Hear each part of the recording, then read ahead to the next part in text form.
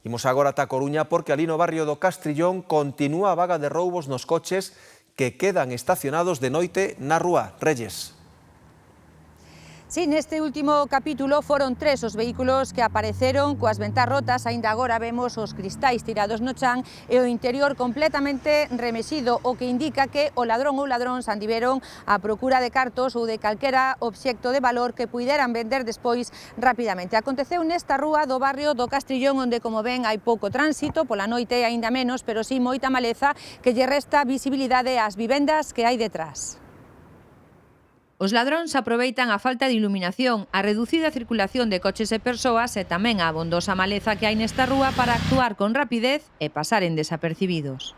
Lo tienen muy fácil porque está prácticamente apartado. Cualquiera puede llegar ahí, romper unos cristales y llevarse algo. Hubo varios robos nesta zona, sobre todo na zona de aí atrás, de romper os cristales, bastantes coches pola noite. A min ainda non me tocou, pero a mellor a próxima vez toca a mí. Aquí, onde aínda están os cristais tirados no chan, apareceron 3 vehículos coas ventás rotas e o interior remexido. Van e rompenche é un dos trozos máis que che fan que se pode roubar.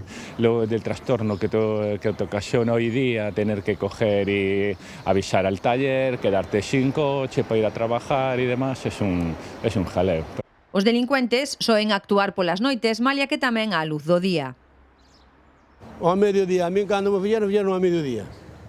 Deixou, neste caso foi o fillo, deixou o coche ali aparcado ali diante do portal, subeu arriba, cando vexou tiña que estar roto, e a ventanilla rota e a mochila levaron. As vítimas, maioritariamente, son os donos dos coches que non teñen garaxe e vense na obriga de estacionar na rúa, pero non sempre. Os garaxes tamén, en algúns sitios xa entraron tamén, no noso tamén entraron, romperon as ventanillas todas, e máis roubaron que había dentro dos coches. Uns asaltos que se repiten desde hai xa varias semanas. Estas imaxes na mesma rúa son do pasado 16 de abril. A veciñanza denuncia un crecente clima de inseguridade. É o que hai, moita delincuencia. Eu por aquí, a verdade, tampouco vexo policías ni nada. Habrá unha semana que aí cerca da zona do Javimar, que é un bar que hai aí, unha esplanada, un lote de coches coas ventanillas reventadas. A un compañero meu levaronlle a ferramenta do maletero.